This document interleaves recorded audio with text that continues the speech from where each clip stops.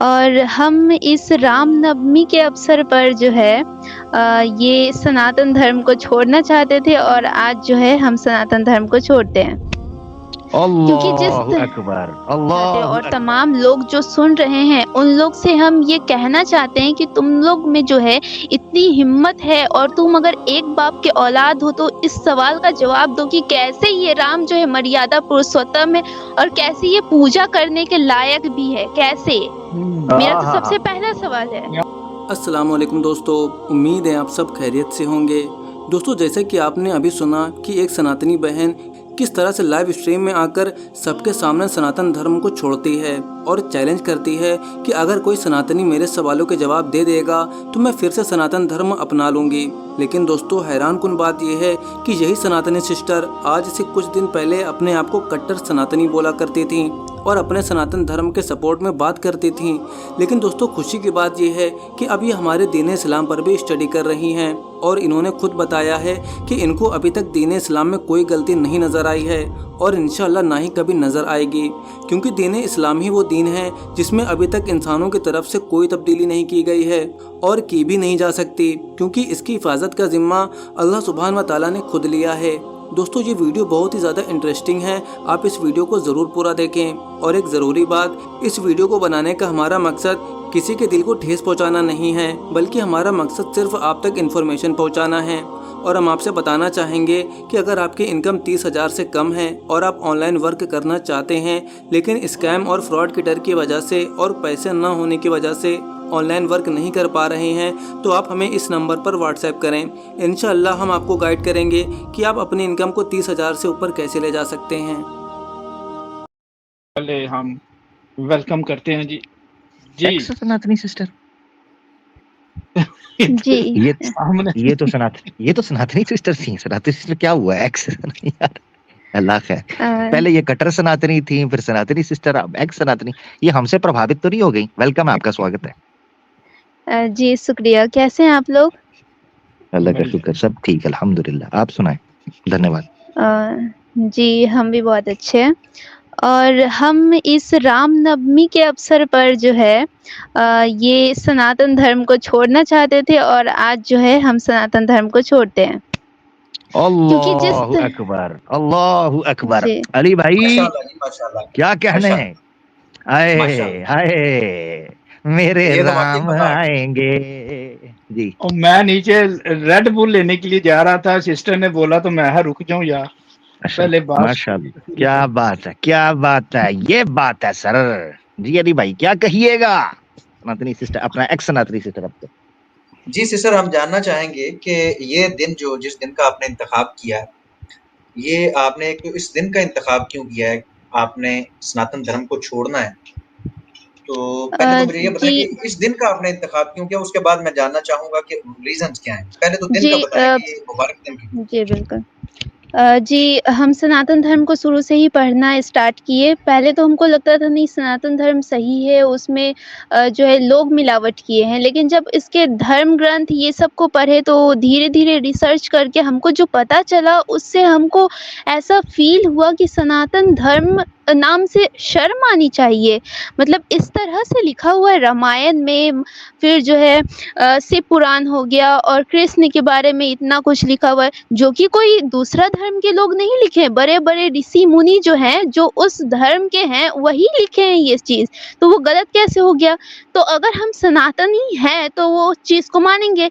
अगर वो चीज़ में है कि रामायण में कि राम इस तरह से करता है, क्या-क्या चीज़ नहीं लिखा हुआ है वाल्मीकि रामायण में। जब उसको हम पढ़े तो फिर हमको ये एहसास हुआ कि नहीं सनातन धर्म जो है एक एक धब्बे की तरह है और हमको ये शर्म आनी चाहिए कि ये सनातन धर्म हम अपने आप को कहते हैं कि वो सनातनी है। तो इसीलिए हम जो है सनातन धर्म को त्यागते हैं आज। जी मेरे हिसाब से तो ये मोरालिटी के बिल्कुल विरुद्ध है। एक तरफ स्त्री को इतना ज़्यादा जो है झुका कर रखा जा रहा है, स्त्री को इतना अपमानित किया जा रहा है। ये सिर्फ़ एक जगह नहीं है, बहुत सारा जगह पे हम देख चुके हैं। इवन रामायण में भी हम ये चीज़ पढ़े हैं कि किस तरह राम जो है सीता को बेइज़्ज़त करता है। तो ये सारा चीज़ देखने के बाद हमको जो है सनातन नाम से ही शर्म आने लगा है। इस तरह से जो है स्त्री के साथ किया जाता है। और कहा ये जाता है कि जो है स्त्रियों को दबाया जाता है मुसलमान धर्म में या फिर अन्य धर्म में, लेकिन सनातन धर्म में छूट दिया जाता है। ये कैसा छूट है कि स्त्री को इस तरह से हर धर्म ग्रंथ में देखा जाए तो स्त्री के बारे में बुरा भला ही कहा जा रहा है, स्त्री को धुतकारा जा रहा है, स्त्री के बारे में बुराई किया जा रहा है। इस तरह से कैसे अपमानित कर सकते हो तुम? कर सकते हैं सिस्टर, ये सनातनी हीरो होते हैं तो ये कर सकते हैं, ये सनातन धर्म है, इससे भी ज्यादा किया हुआ है और प्रैक्टिकली भी किया हुआ है। ये तो जस्ट कहा था ना, तो इसके कई जगह पे हमें ऐसी चीजें मिलती हैं। देखें, इस सब के बावजूद आपको वाल्मीकि रामायण के अंदर भी ये चीज मिलेगी कि स्त्री को तो ये चाहिए कि वो देवता सामान समझे अपने पति को, वो जैसा भी है वो भले त्याग दे, बच्चों वाली सीता जी को त्याग दे। अब सीता जी पे वाजिब है कि वो अपने पति की फिर भी खैरखा रहे, किसी और से शादी भी ना करे और वो पति को अपना देवता समझती रहे।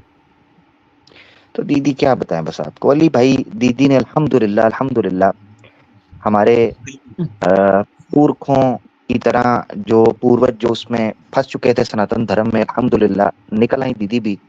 तो मैं चाहता हूँ दीदी से पूछें आप, अगर वो स्वीकार करना चाहती हैं तो पहले उनसे जरूर पूछें। भाई पूछना चाहिए कि दीदी की स्वयं इच्छा हो, कोई फोर्स कोई प्रेशर, उनकी जानकारी है क्या है, तो जरूर आए, हम उनको खुले दिल से और उनको वेलकम करते हैं अल्हम्दुलिल्लाह इस्लाम में। बिल्कुल सिस्टर, आपसे मैं जानना चाहूंगा कि देखें, सनातन धर्म एक आइडियोलॉजी जो कि आपकी थी, अब वो आपकी आइडियोलॉजी तो नहीं रही क्योंकि आपने उसको नकार दिया। और ये बहुत बड़ी और बड़ी हिम्मत की बात होती है कि किसी गलत बात को डट के सबके सामने कहना कि ये गलत है।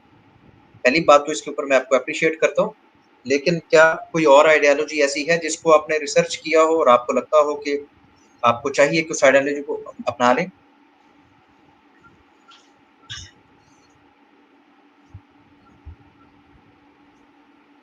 जी सिस्टर।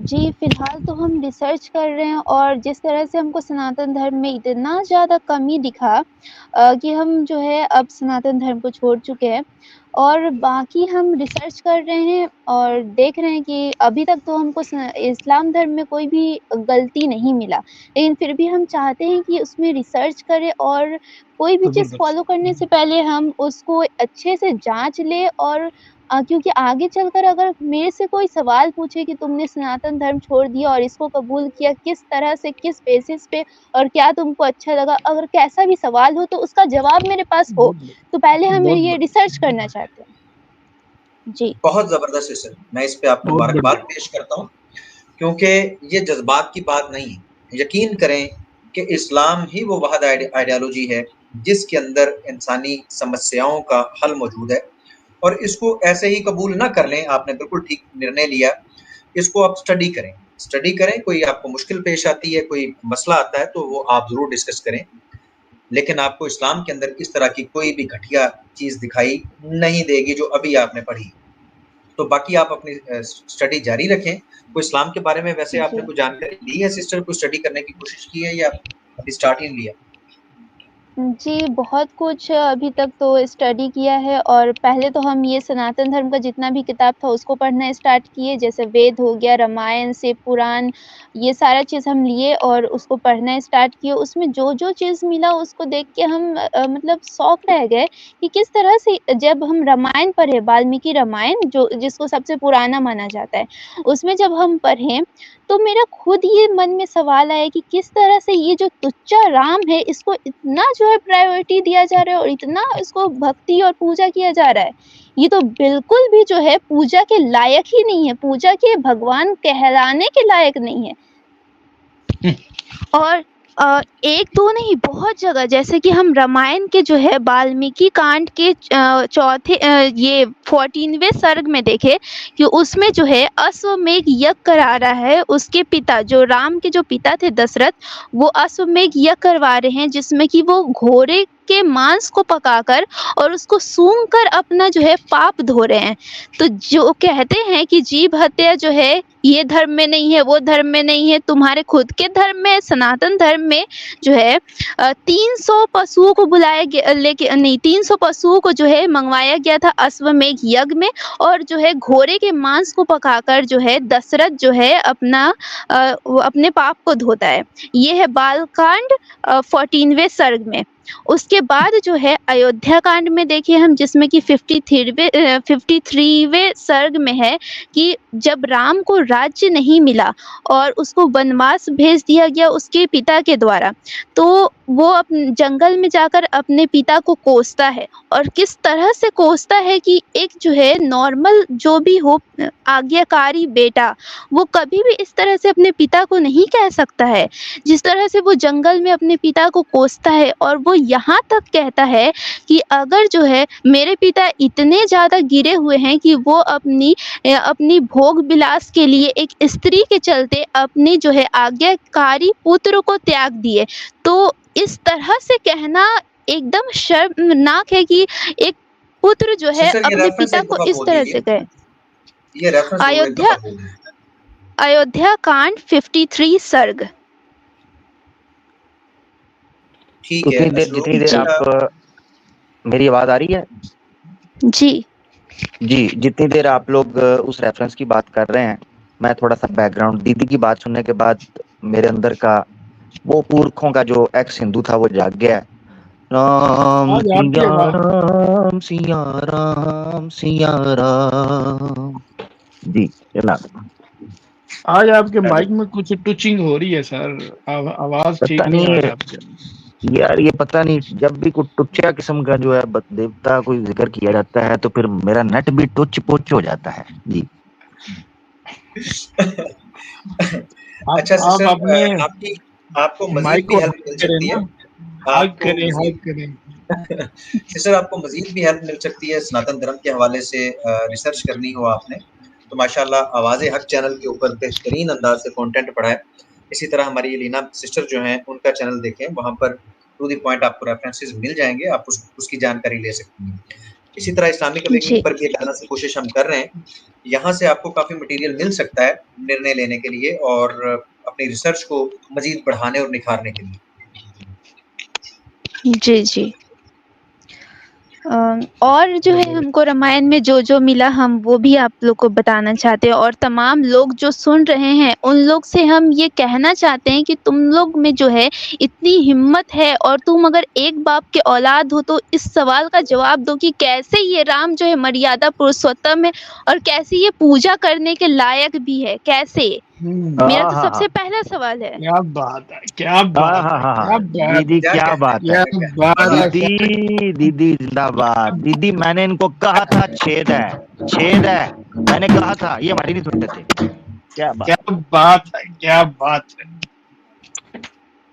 वो दम है तुम्हारे पुरुषों मुर्शों में, जज्बे में जनाब दीदी के एक जेन्युइन प्रश्न का उत्तर दे पाए। क्या बात है। ये होती है तौहीद की ताकत, ये होती है सत्य की शक्ति, जब बंदे को सत्य पता चलता है।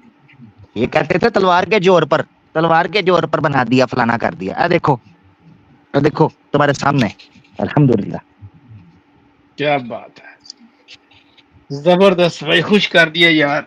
मैं तो सोच रहा था दीदी का मुंह मीठा करा दूं, क्या आज उन्होंने चौके और छक्के मारे हैं। क्या बात है।